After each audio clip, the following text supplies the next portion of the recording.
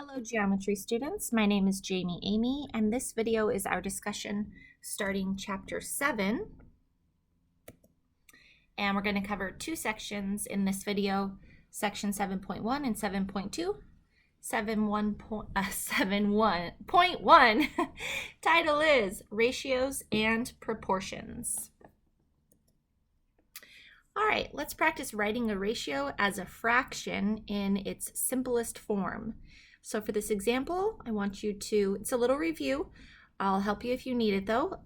Write each ratio as a fraction in simplest form. So try to rewrite A as a fraction in simplest form, B as a fraction in simplest form, and C. Go ahead and pause this video and try that now. Welcome back. Let's see how you did. For part A, if you started making it $15 over $10, great job. From there, you want to cancel out the units, so cancel out the dollars, and you want to cancel that common factor of 5. So if you got all the way down to 3 over 2 for part A, you got it right. Nice job. Part B. Okay, if you started out by changing it as from 4 feet to 24 inches and you wrote it as a fraction like this, you're on the right track. Good. Then what you want to do is find a common unit. So you could have gone with feet or you could have gone with inches. My example is in inches. So I know 4 feet is the same thing as 4 times 12 inches. From there, I would cancel out the units, which are inches, and reduce as much as I can. And I'm down to 2 over 1. If you went with the units of feet instead, your feet would cancel out and you should still get to the same ratio as a fraction in simplest form, which is 2 over 1. Part C. So we started out as 500 centimeters over 7 meters. We're going to find a common unit. I decided to change them both into centimeters. I know that 7 meters is the same thing as 7 times 100 centimeters. From there, I would cancel out the centimeters and cancel out any common factors that I can. So it looks like both zeros go away there. And we get down to 5 over 7. And you could have gone the other route as well. You could have changed 500 centimeters into 5 meters and then canceled out the meters. And regardless of your route, as long as we both follow the correct rules and we don't make a mistake, we will both get to the right answer. And this one happens to be 5 over 7. All right, and that is how we change from a ratio to a fraction in simplest form. Okay, so these started as ratios. This one here is in fraction form, but it's fractions in simplest form.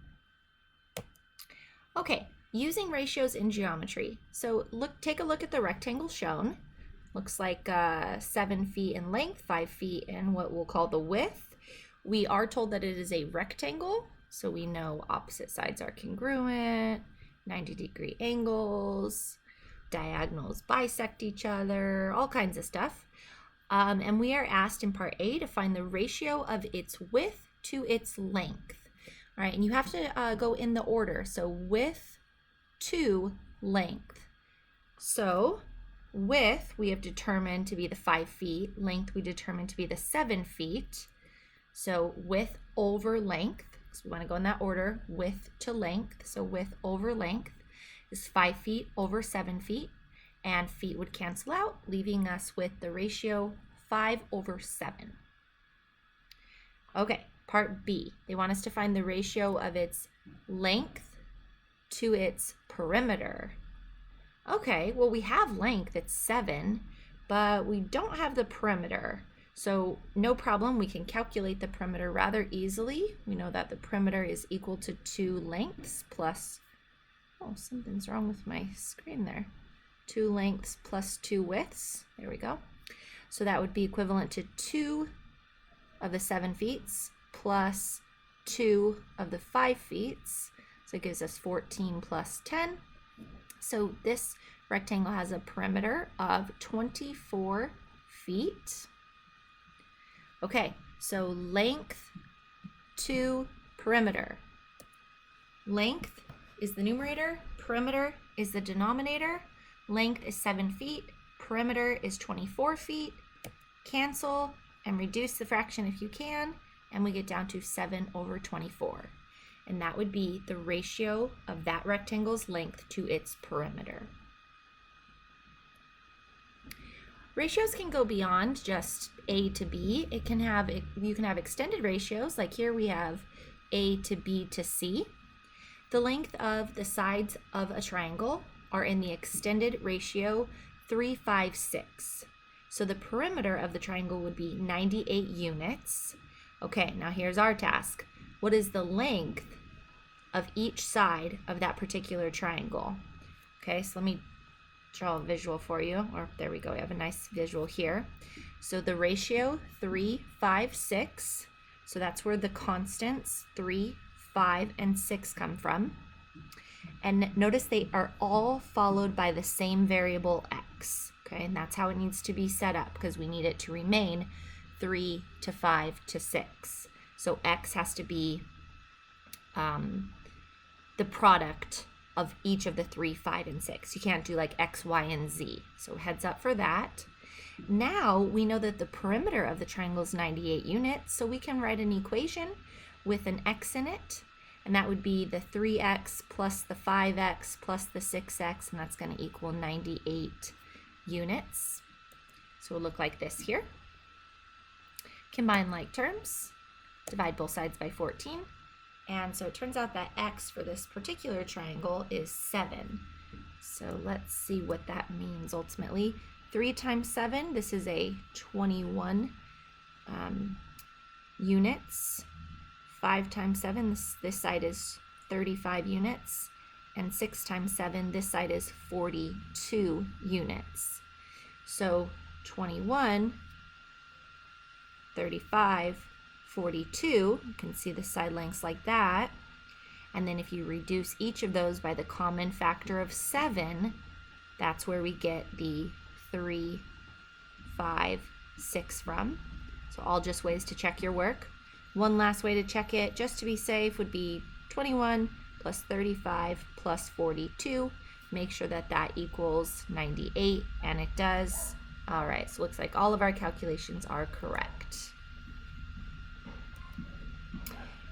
Oh, side lengths are 21 units. That was this side here. 35 units. That was this side here. And 42 units, which is this side here. Solving proportions. An equation stating that two ratios are equal is called a proportion, okay? The first and last numbers in a proportion are the extremes, and the middle two numbers are called the means. Let's take a look. So this right here would be called a proportion because we have a ratio set equal to another ratio. This right here would also be called a proportion because we have a ratio equal to another ratio. It's easier to see the extremes in this example when it's in this form, so I'm going to show it here first. The extremes are the two outside numbers, so the first and the last.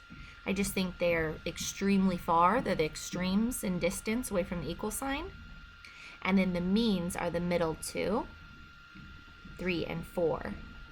Fraction form, not quite as easy to see according to those names, extremes and means, in my opinion, but that may just be me. The extremes would be the very start of the problem and the very finish of the equation. Maybe look at it like that. And the means would be the middle. All right. Cross products are the product of the means and also the product of the extremes. We call those cross products. And we can use cross products to solve proportions. Remember, those are equations with two ratios set equal to each other. We use the cross product to solve proportions. So in a true proportion, the product of the extremes is equal to the product of the means. So if your extremes are A and D and your means are B and C, now be careful, make sure B and D do not equal 0. Those are outside the domain, it would be undefined. Then A times D, so that product, is equivalent to B times C, that product. And you can see an example here where our extremes, 2 and 6, so 2 times 6, is equivalent to our means, product of our means, 3 times 4. And yeah, 2 times 6 equals 12 and 3 times 4 equals 12. And 2/3 is equivalent to 4/6. So there is an example of the cross product as well as the cross product in its general form right here. Okay, so let's practice solving proportions. Solve each proportion for the variable. So first one, we're going to do this times this, and then we set an equal sign, this times this. Second one, you'll do the same thing. Careful though, you have a binomial up here.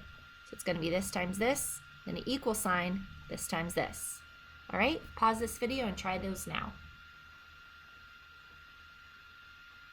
Welcome back. Let's see how you did. If you got 6 times 4 is equivalent to 5 times x, you're on the right track.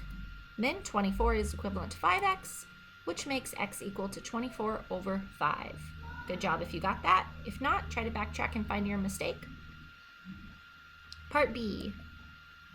If you put 3 times the quantity, y plus 4, is equivalent to 9 times y, which looks like this. You've started the problem correctly. Nice job. Don't forget to distribute that 3 to not only the y, but the 4 as well. Then we subtracted 3y from both sides and divide both sides by 6. So if you got y equals 2, then you got that one right. Nice job. 7.2, title, proportion, properties, and problem solving. Remember what a proportion is, okay? It's just a ratio, so like A to B being equivalent to another ratio, C to D. It can also look like this, A over B equivalent to C over D. These are proportions, okay? So we're going to talk about some properties of these proportions.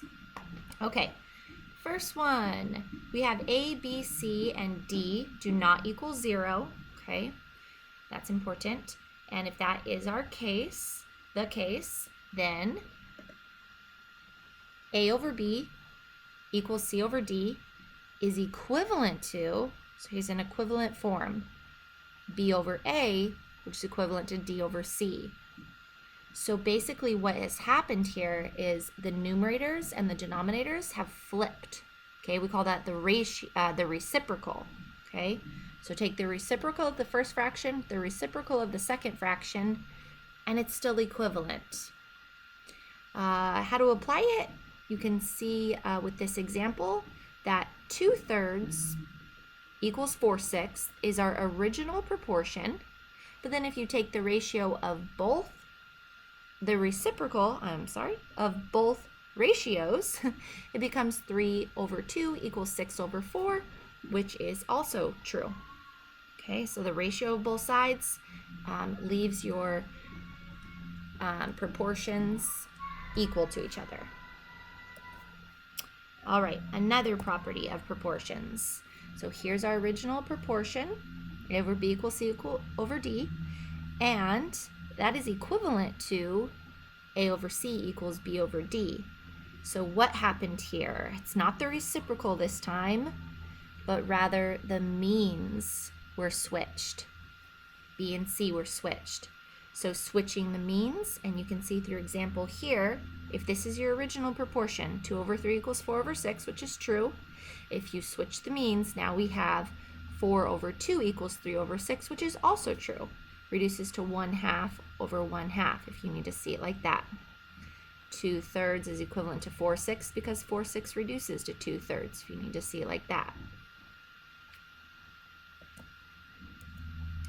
Third property of proportions, here's our original proportion, A over B equals C over D, and that is equivalent to A plus B over B equals C plus D over D.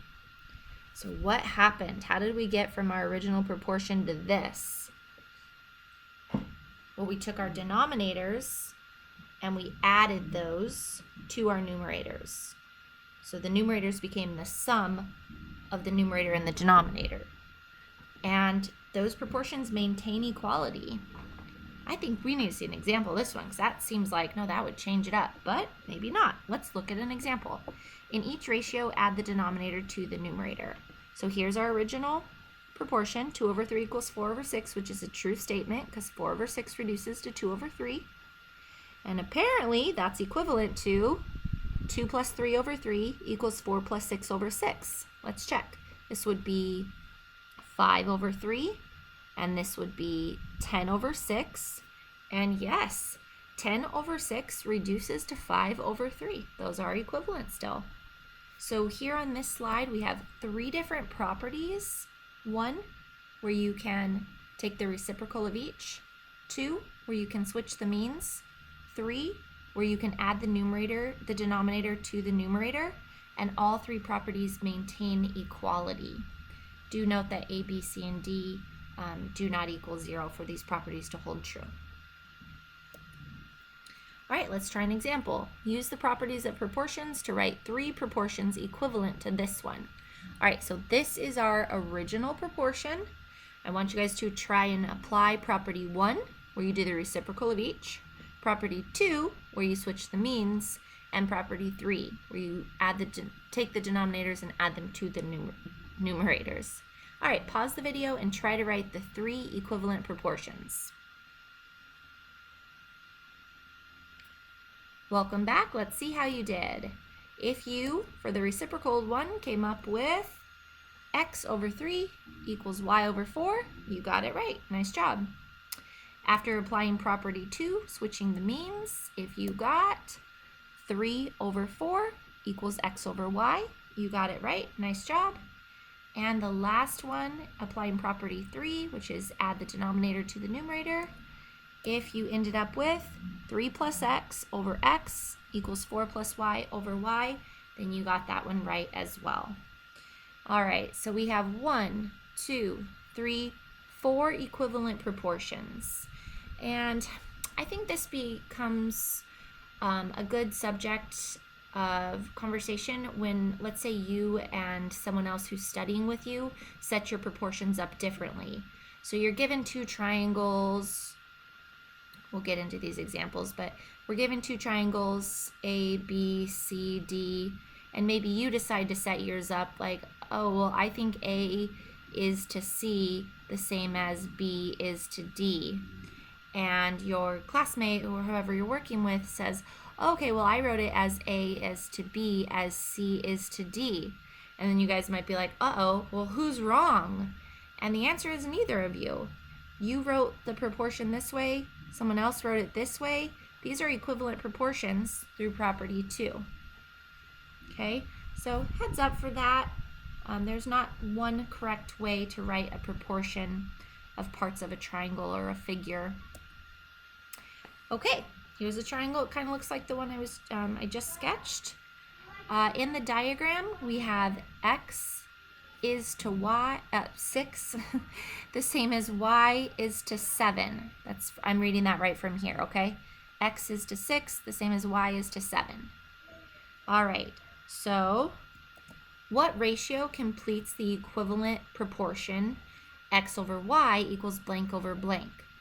So basically we're being asked to get from here to here, what would go in the 2 blanks? I'll give you a hint. It looks like it's applying property 2. If you say 6 over 7, that is correct. Using property 2, x over y equals 6 over 7. And while we're here with this nice example, I'm going to backtrack a little bit just to give us some space to write on here. And I just want to write out all 4 ways to write the proportions for this particular figure so that you can see them with an example like this. All right, so the first one would be already listed for us. X is to 6 as y is to 7. Okay, so when you have a figure like this, if you start here, over 6 equal sign y over 7. Then you know you've set up a proportion, a correct proportion. Okay, let's do another one. Oops, I didn't want to erase that. X over 6 equals y over 7. All right, that's 1. And we already did the second one, applying property 2. That would be x is to y as 6 is to 7. So that is if you set it up like this value over this value, equal sign, this value over this value. If you decide to set it up that way, you know your proportion is correct. All right, let's try a third equivalent proportion. Why don't you try to write that proportion again, applying property 1 with the ratios. Keep saying that. With the reciprocals of the ratios.